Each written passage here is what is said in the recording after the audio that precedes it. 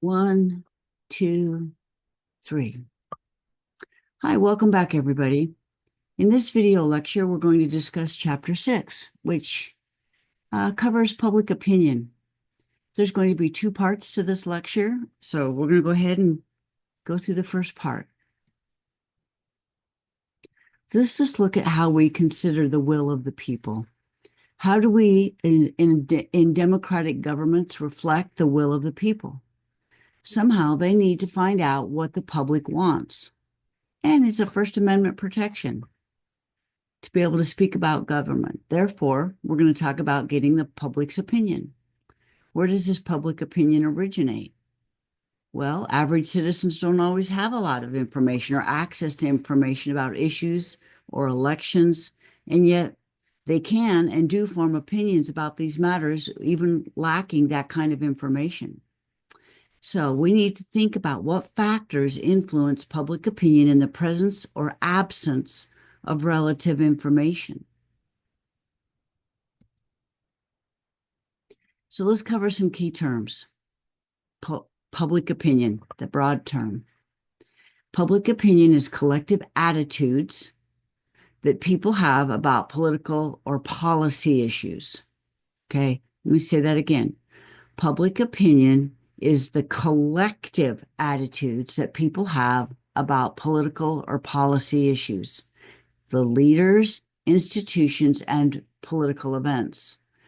Values, sometimes called beliefs, are a person's basic orientations to politics or basic principles that shape our opinions and about political issues and events.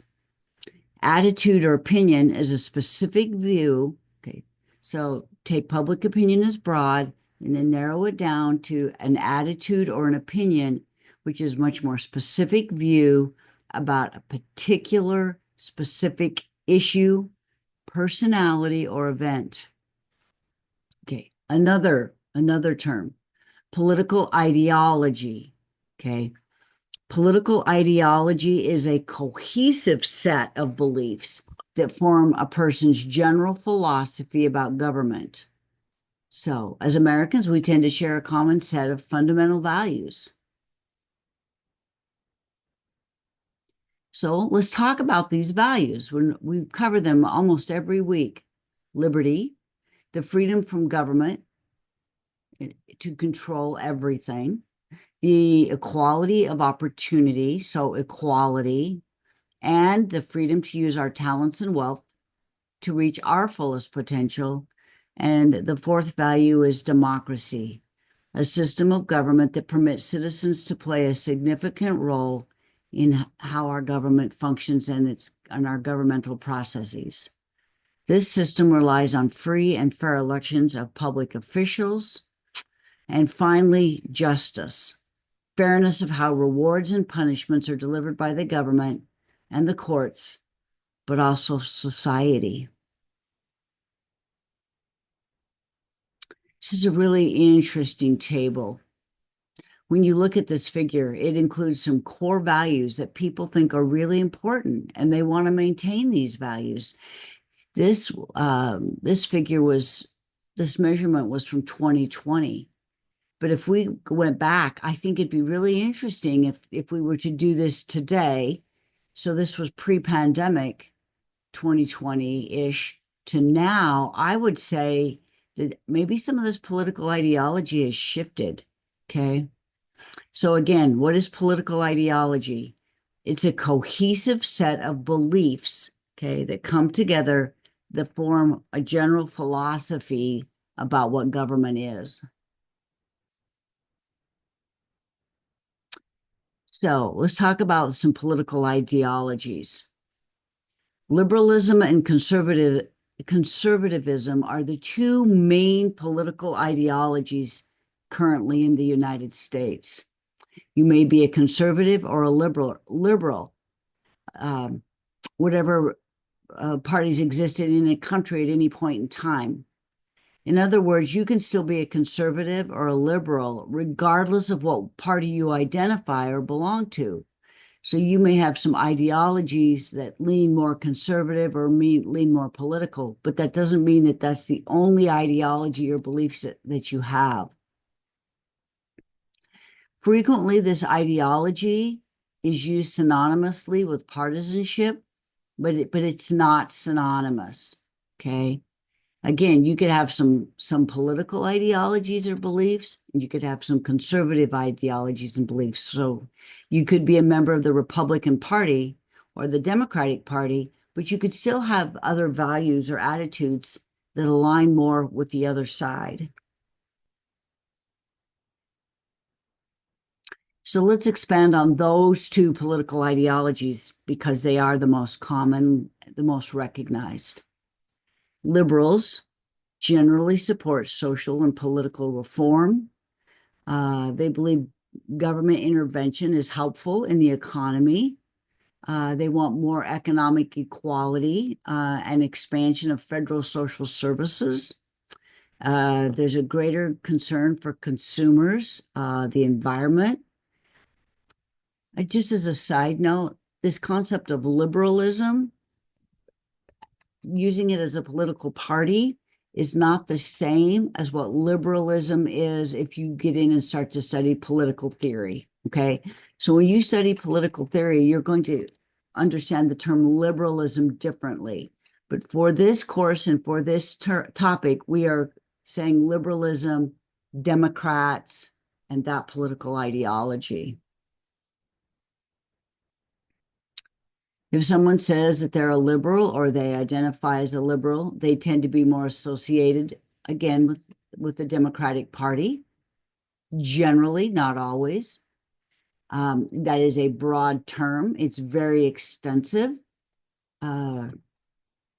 People who tended to identify as Democrats or liberals uh, uh, believe more so that government involvement in the economy is good to protect workers, to expand social services, healthcare, an upward mobility of people, a more progressive type of taxation. They advocate more for the poor, minorities, women's issues, consumers, the environment. They tend to be concerned with protecting reproductive rights, specifically for women, LGBTQ plus rights. They're concerned with refugees, immigrants, frequently people accused of crimes, interested in, I would call it soft power in foreign affairs. Liberals tend to oppose sending American troops to try to influence domestic affairs in other countries, unless it's to protect an ally or provide aid or services. Not necessarily military influence, but again, soft power, um, aid. Uh, we call people who advocate for this, but they tend to be called doves, and they support international organizations. Conservatives generally support social and economic status quo, keep the system as is. They're less supportive or suspicious of efforts that want to induce or introduce political formulas or a change in economic formulas, and that a large, powerful central government is a threat to citizens' freedom. They differ from those in liberalism on domestic issues. They are opposed or much less supportive of social and economic engineering, such as wealth redistribution and affirmative action programs. They believe solutions to social and economic programs need to come from the private sector and churches and religious organizations rather than the government. They favor light business and industry regulation, more of a hands-off, laissez-faire attitude. They may support some regulation, not too much. Traditional family structure, school prayer, cutting taxes, reduce spending, tend to be opposed to abortion, same-sex marriage, often seek to reduce immigration, not more of a hard power when it comes to foreign affairs, more willing to do military. Uh, they tend to call the people hawks. So you've got doves and hawks. That's sometimes how they refer to soft power and hard power. And they're less supportive of international efforts and entanglements, uh, other than more of a military type of entanglement or arrangements. There are also some other ideologies that you may be familiar with. People who are identifying as libertarian. Libertarians' emphasis is on individual freedom, strictly voluntary association with government, smaller government, significantly smaller government, um, limited as possible, both economic and social, very limited. Another term we hear people called socialists. Um, so, what is socialism in this political sense? It's public ownership with a stronger government. They want active government involvement to reduce economic and social inequality. Okay. I want to point out there is a difference between democratic socialism and true socialism. Many people do not understand that there is a significant difference. They just tend to drop the term, oh, they're a socialist. Uh, it's not accurate. Um, you have a democratic socialist, a person like Bernie Sanders would be a name that would be familiar to you. Um, but again, economic socialism versus democratic socialism, two different ideologies, and I recommend researching them. Know the difference between what socialism is as an economic system versus what democratic socialism is for someone like Bernie Sanders. Here's an interesting graph of how people line up in ideology. So the majority of people, 37% of the people in this country, tend to be moderates. The next would be conservative, and then you have liberals. You can see that some of those have came more to the middle, but again, moderates, less extreme. So if you go back and you remember in chapter 1, and a lot of you wrote about this in your journal entries, you talked about trust in government and how it has significantly shrunk.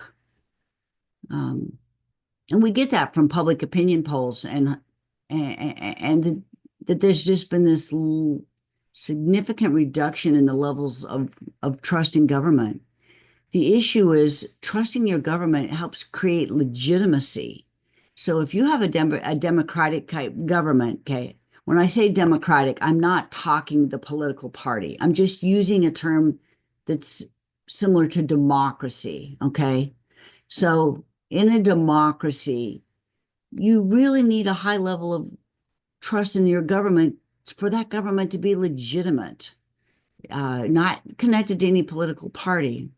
So when we talk about this declining trust, you start to get less political participation.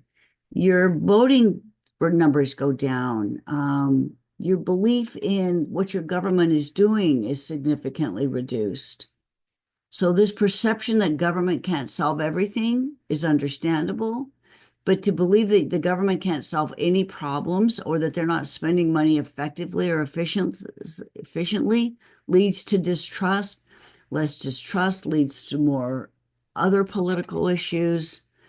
And then we get back into that idea of efficacy, this idea that you can make a difference or you can influence the government or that the government listens to you. And I want to clarify when we talk about government, the government isn't some hovering spaceship flying over us. The government is us, it's our neighbors, It's people who work for the government. It's people that work in these agencies. It's our family members. It's members of the military. It's people who have left the military and are employed by the government. So when we talk about government, I want you to think about who the government is. Of the people, by the people, for the people. That's government. And when we don't trust each other, it becomes a serious issue. So, how do we know what people think? Through public opinion. Okay. And how do people form their opinions? How do people come to this ideology of how they identify politically? And we do this through what was called political socialization. Okay. The social actors and factors in our lives. Okay. And it's how we create these underlying political beliefs and values. So you could call it the inculcation of individuals into a political culture, how we learn our underlying beliefs and values in a political system. So there are these agents of political socialization. Number one, it's your family.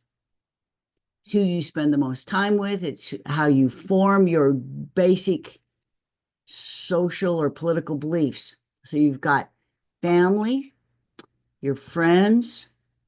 Your friends, frequently people where you work, the clubs that you belong to, social groups, your education, your religion. Events like 9/11 can have a tremendous impact on your political socialization. And all of this socialization helps form our basic beliefs and values. Okay, so let's just break some of this down. I cannot emphasize how important family is, especially with children. Children tend to absorb, of course, the political views of their parents. Don't assume that they're always going to have these same political views. As you mature, as children mature, they tend to form their own belief system generally. So as they get older, political beliefs can change, but we tend to absorb and adopt early these political views that our parents have. Also, education, which teaches children a common set of civic values where we acquire a basic understanding of our democracy. So even as young children in kindergarten, first grade, we learned about not littering. I mean, uh, it's part of the rule of law, but it's so simple and so basic. Not hitting others. We can't hit other people. Um, just the most common uh, rules that we learn frequently come from where we go to school. People who go on and attend college are exposed to a diverse pool of political opinions compared to those who don't attend college. Not that one is better than the other. It's just when you are in an environment of people who have lived in other countries or other states and different social economic background or ethnic background, college tends to expose you to that. So the more education tends to increase the likelihood that you're going to have different political opinions just because you've been exposed to different people's political opinions. Okay. Uh, People who tend to have more education tend to follow the news. They have more interest in the news. People who have more education tend to have a more significant involvement in government and politics. They have a higher earning potential, which also changes their socioeconomic views change. So there's a number of reasons why education influences your political socialization. Other agents of socialization that affects our attitudes and values are race and ethnicity. Shared group experiences lead to a common group identity. Minority members often perceive this linked fate with other members of their same minority group. Shared ethnicity contributes to this sense of group consciousness. It's hard to know what other people have experienced, but when you're with people that are like-minded or have shared that same experience, you tend to understand each other. This tends to affect our political opinions and attitudes.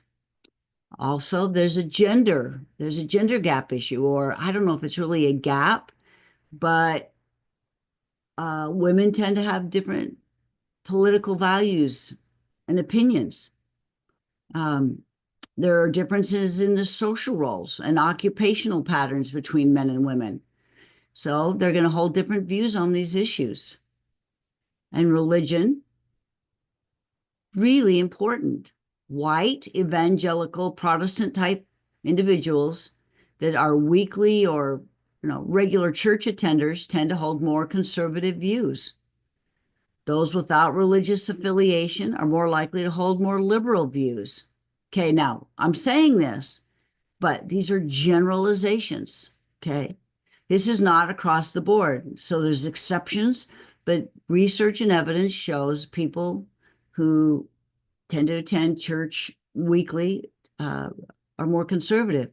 But you can have people that are very, very liberal and they are active weekly church attenders. So I don't want you to think that we're slotting people into one particular box, but that's just what research has shown.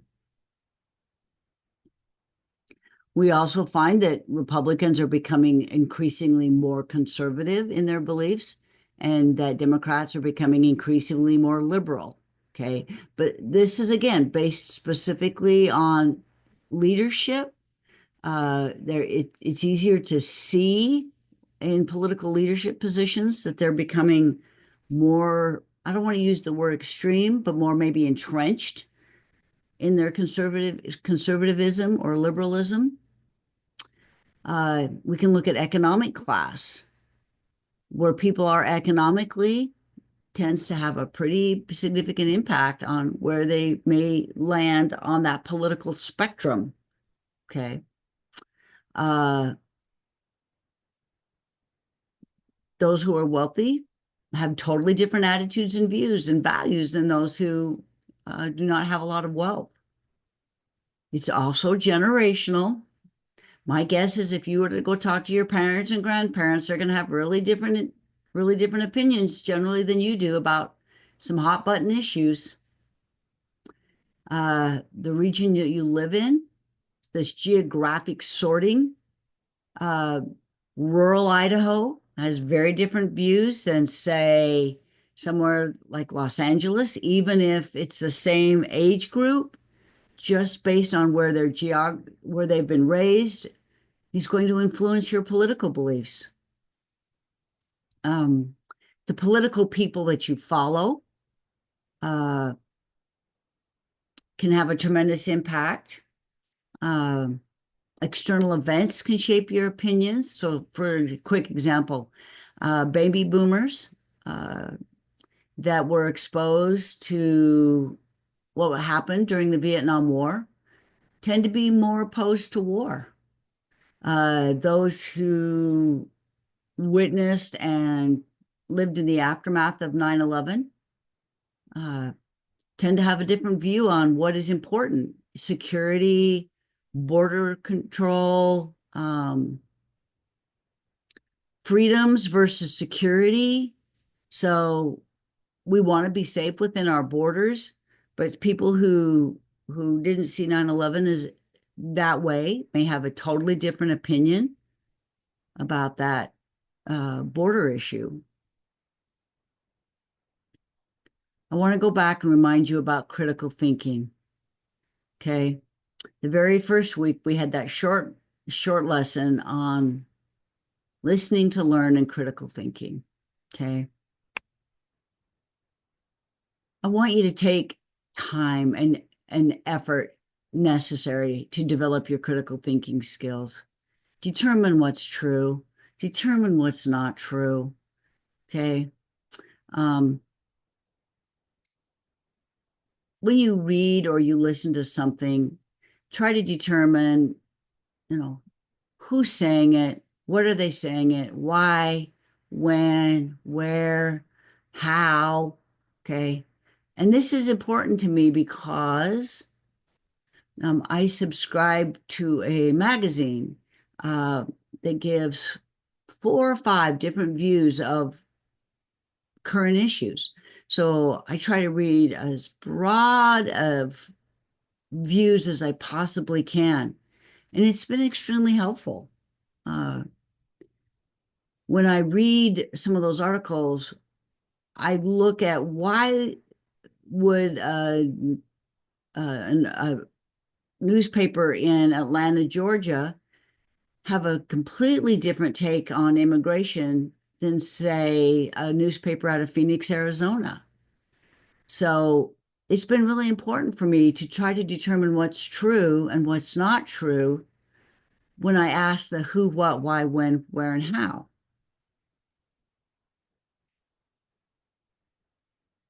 Try to base your questions and your opinion or your attitude on a valid, verifiable, fact-based information system. Okay. And not just simply other people's opinions or an opinion of a consistent same group. Okay. If someone is telling you the sky is lime green and the clouds are vermilion or grass is purple, does not make it true. I don't care how many times they tell you that. Um, Repetition does not make something true. Okay. It just makes it repeated untruths. Okay. A falsehood is a falsehood. Okay. Americans' political knowledge. Research shows that most Americans have really limited political knowledge of institutions, processes, and leaders. Uh, and I encounter it daily when I talk to people about what I do and what I teach. Um, it's it's concerning. It's concerning because I don't sense that a lot of people want to take the time and the effort required to actually understand. Okay. So being informed politically requires time, it requires effort, and sometimes it requires repetition and asking a lot of questions.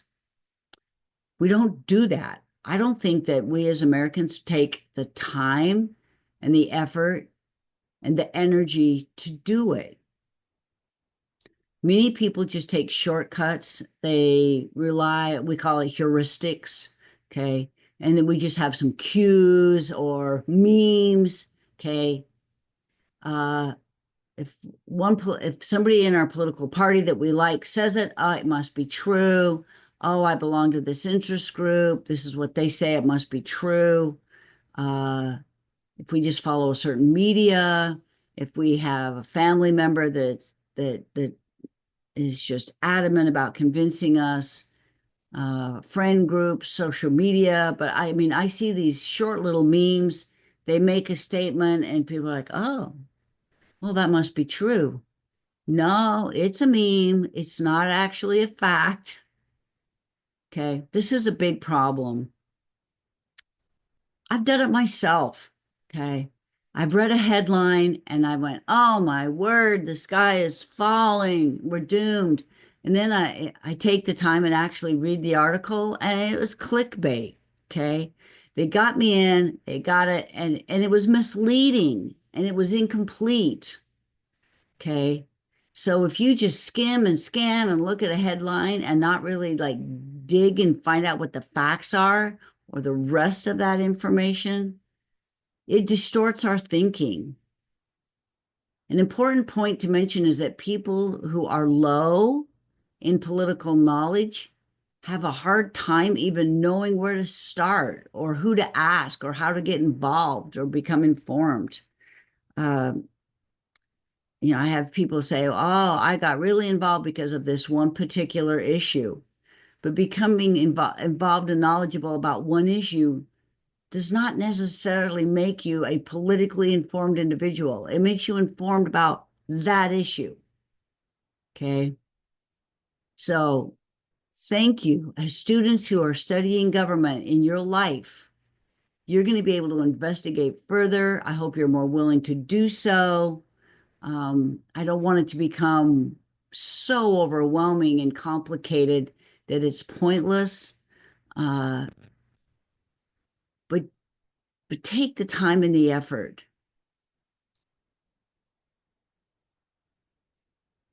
Why? Because this lack of knowledge and this lack of involvement and this lack of trust weakens our system of government. It weakens our American democracy. People who lack political information and lack political knowledge cannot even defend their own political interests. You can't defend your own rights. You can't defend your freedoms if you don't understand how the system works. So you can be an active participant in that system. So politically ignorant, okay, ignorant meaning uninformed individuals are so much more easily influenced by media, special interests, political leaders, okay? And this lack of knowledge contributes to inequalities. So when we look at all of these forces around shaping public opinion, they call it this marketplace of ideas, okay? And this idea, this marketplace of ideas is, oh, well, there's this public forum where beliefs and ideas are exchanged and they compete. This marketplace of ideas comes out there and they compete, and the best ideas are successful. There's this underlying assumption, okay, that people are going to talk and listen to each other in this marketplace of ideas. The truth is, that's not really happening. We're not exchanging ideas. It's my way or the highway. It's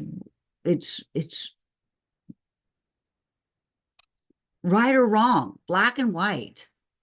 So I don't know that we have a marketplace of ideas happening today. I love the idea, but I don't know. I don't believe that's happening.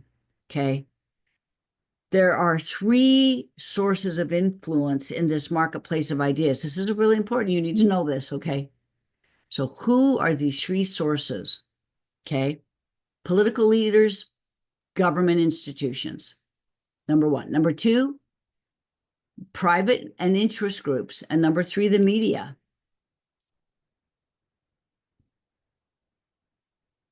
So how does the government and political leaders try to influence this marketplace of ideas? Okay. So political leadership, the government tries to influence citizens' beliefs because they want to remain in power. Okay. Because they want public opinion to go their way so they can continue to make the policies and rules that we live by. They do it for a reason. And that reason may not be the best reason for you. So, presidential administrations, they have a huge capability to shape public opinion. They really bring issues out that they care about that can help them look good and completely ignore others. Okay. So they can determine what is important, even if it's maybe not as important as other issues. They can influence how departments that they administer depict these specific issues. They use what we call the bully pulpit. The president has a bully pulpit because they're on the news. They give speeches. They have media appearances. They give press conferences press releases, they have spokespeople, they have all kinds of social media outlets. So they're out there using their presence constantly to influence us, the public. The media also focuses on those issues that a president or a presidential administration advances. So here's this little picture here of President Franklin D. Roosevelt giving a fireside chat because he quickly mastered this idea that you can influence citizen beliefs.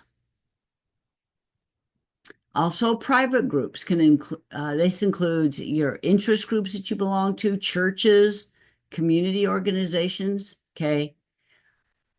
These groups are wide and they also at times have a lot of depth. Okay.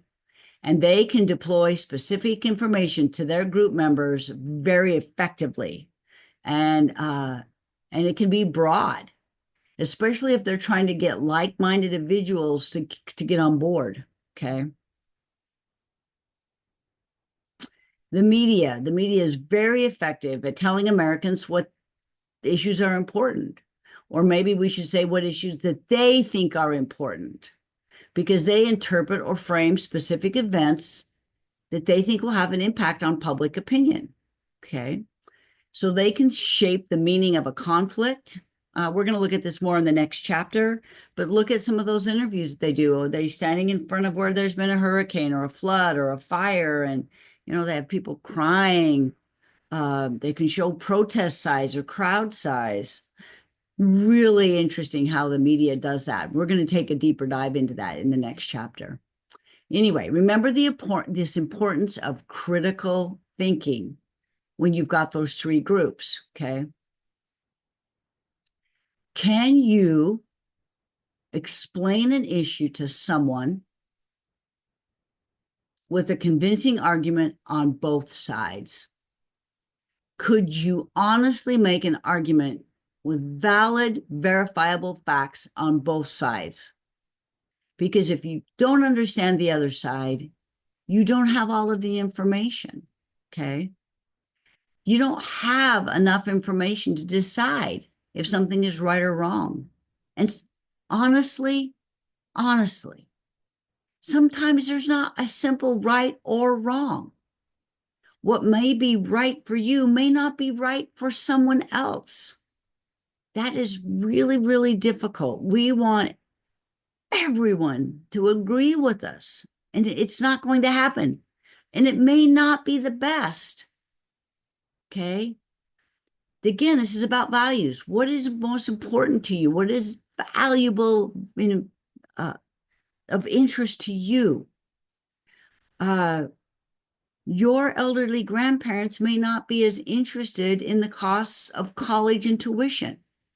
They may be more interested in Medicare and Social Security. That doesn't make them wrong. It doesn't make you wrong. It just means that your values are different. So who's saying it? What is it they're saying? Why? When? Where? How? And then look at yourself. Why is this important to me?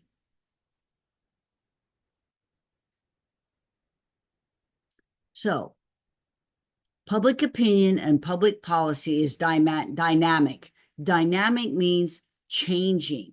Okay. It changes. So what's important and what laws are being made right now can shift. And in a year, it may not be important anymore. Okay. So policy responds to opinion, but it shifts based on new policies. Okay.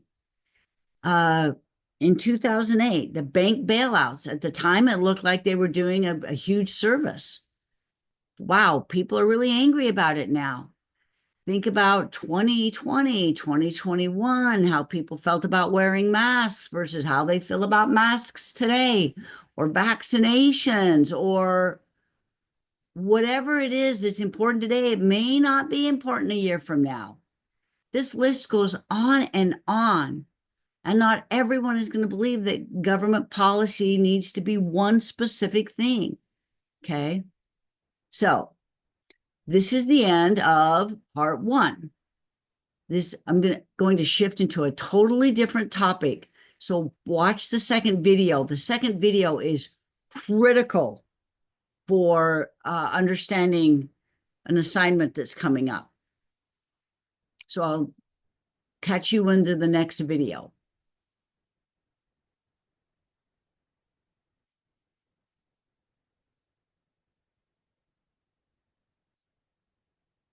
One, two, three.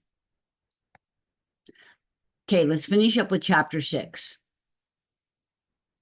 This is part 2. This is going to be, how do we actually collect public opinion? And the most common way we do this is called polling or surveying. Okay. Again, this is going to apply to an application assignment, and it's really important information for your reading assessment. Okay. I love this little Calvin and Hobbes cartoon. I mean, it's funny, but it's really quite accurate. So Calvin goes in with his dad. Hey, Dad, your approval rating is pretty low, I'm afraid. And Dad's like, yes, because there's not necessarily any connection between what's good and what's popular. I do what's right, not what gets approval. And then Calvin says, you're never going to keep the job with that attitude. And then if Dad says, well, if someone else offers to do it, let me know. It's funny, but it's really true. Sometimes the government does things that may not be popular, but it may be a necessity. Anyway, we can measure political opinions scientifically as we can when you're working with human beings through public opinion polls or surveys. Public opinion polls and surveys are the instruments that are used for measuring public opinion. So a broad group of people's opinion on an issue. Pollsters or survey takers take a sample, okay, a sample. They don't survey or poll every single person, okay? They take a sample of the population to help determine what public opinion is, and then they use those results, okay, to make inferences. They infer what the preferences of the population is as a whole. So what's a sample? It's a small group selected by researchers to represent the important characteristics of an entire population. Okay, so random sample, okay? In a random sample, it's a method used to select a representative sample, okay? Meaning any individual in the population could possibly be selected to participate. So it's random. One of the ways they do this is digit dialing or using telephone numbers. So it just goes through and it selects this X number of telephone numbers, and they call and do these surveys or do a poll. There's a problem with that, as you know. Cell phone numbers are not listed. It's not easy to just get a list of the millions of cell phone numbers in this country. So it's just really difficult now to get a random list of telephone numbers. Unfortunately, people that still have landlines are people that are older, and that's not a random sample. Okay. Other requirements. What is the size of your sample? How many people were included? Was it large enough to give an accurate representation of our population? That's one of the things that's really important. So it's been determined that about 1,000 randomly selected people is sufficient for getting a good sample. Okay. Another interesting thing that you hear is sampling error. So there's a margin of error, and they'll come back and say the margin of error is 3, or so it could be 3 points one way or the other. If the margin of error is large or significant, that's not a good survey. Okay. If they come back and there's an election going on and it says 46% are for this person and 47% are for that person, but there's a 3-point margin of error, it's a tie. It could go either way. But we want to make sure when we use representative samples that it is representative of the population. So if there's a margin of error, the smaller the margin of error, the better the survey. Representativeness, okay? Not only must your sample be large enough for the population, it also needs to be representative of the demographics, okay? So that's going to be gender, age, ethnicity. You want it to be as close to the actual demographics of the country, for example, for it to be accurate. This is not, then you don't have randoms. That's not just a random sample, okay? A random sample is just make sure that you get them in a random way. But when you're looking at representativeness, it means that the demographics that are all being representative as much as possible. The way to do that is to get a larger sample size, okay? This goes back to how you pick the people that are going to take your survey, okay? Because there's some built-in bias that can happen there. If you go out and I ask you to do a survey and I say, go out and survey 10 people, it's more likely you're going to survey 10 people that you know, okay? And my guess is they're maybe not going to be representative of the state of Idaho, because you may not associate with a lot of people that are older, or you may not associate with people who live on the other side of the state, for example. So the larger the sample, the more likely it is that it's going to be representative. It's a challenge. Okay. Consider the survey design. Consider the question wording. Okay. If you want to have a good survey and get good results, you got to have good questions. Questions need to be worded precisely, or you have a reliability problem, okay? Reliability affects the survey questions, because when the question's in a poor format, you're not going to get good, reliable results, okay? If you put them in a weird order and people are confused, or you don't use good vocabulary, or the wording is poor, it's not a good survey, okay? If you use weird words, innuendo, acronyms, words that people don't understand, if they're ambiguous, if they can have different meanings, okay? So in my mind, you may know exactly what it is that you're trying to say when you use that particular word, but that word could have multiple meanings or understandings, which causes a problem because you don't really know how they've responded to your survey, okay? Questions that have built-in biases, leading the people to respond to a specific answer so you get the survey result that you want.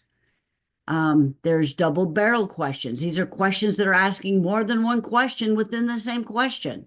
Okay. So people don't really know which one are they actually answering.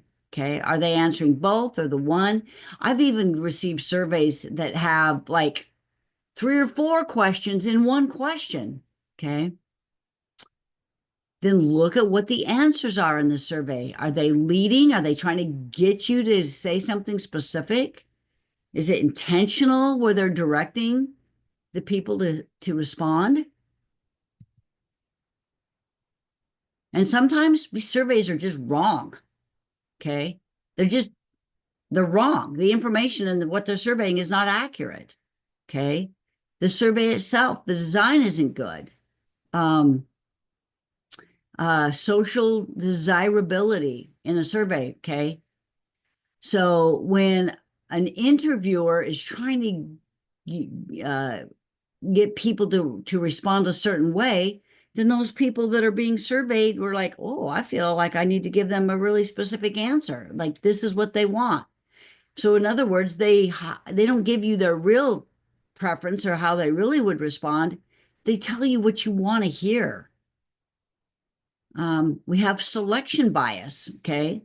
When the sample is not representative of the population, okay, and this is intentional or unintentional, but you could overrepresent some groups, you could underrepresent some groups.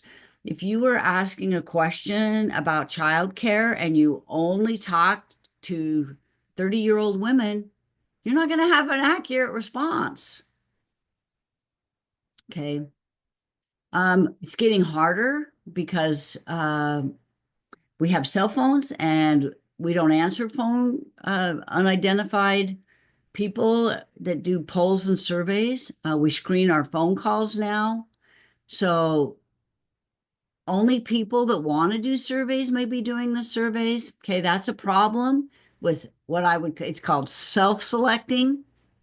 Uh, I did a survey yesterday. I had a phone call, and if it was a topic that I'm not interested in, or I was actually interested. I wanted to do this survey, uh, which is some self-selection bias. There was a survey I wanted to give my opinion on, and we have something called push polling. Okay, so think of it. They're trying to push the person taking the survey to have a specific opinion on something. Okay, they're trying to shape people's opinions. Okay. It's a leading question, but it's even more blatant. Okay. They're not really trying to get public opinion. They're actually using the guise of a survey or of opinion to get people to believe something. So let's say that I get this phone call and they're asking me about candidate A is running for the state legislature. Did you know that this person has been arrested for attempted murder? Well, they're trying to influence me to have doubt in my mind about that particular person. So rather than asking me, how do are you going to vote for candidate A or candidate B? It's, did you know that candidate A has allegedly, wow, this person's been accused of a horrible crime? I shouldn't, that's going to absolutely influence how I respond to a survey. Another one is the bandwagon effect. It's a shift in electoral support to the candidate who the public opinion polls reports to be the front runner. Nobody wants to vote for a loser. We want to vote for a winner. And so people that may be lagging in these polls can find themselves way, way behind and not win because people they want to get on the bandwagon. They want to support who everybody else is supporting. Okay, finally, how do we interpret these public opinions? So there's two pictures here. You've got President Truman holding up the newspaper that said John Dewey beat him, which we know didn't happen. But the polls said that Truman was going to lose, and he didn't. And the other one was, if you remember, well, I don't know if you remember or not, but in 2016, the polls overwhelmingly showed that Hillary Clinton was going to defeat President Trump. And that's not what happened. So take public opinion for what it is. It's a representation of what the public believes. But there's can be problems with the questions. There can be problems with the survey and the process that it was used to get those survey results.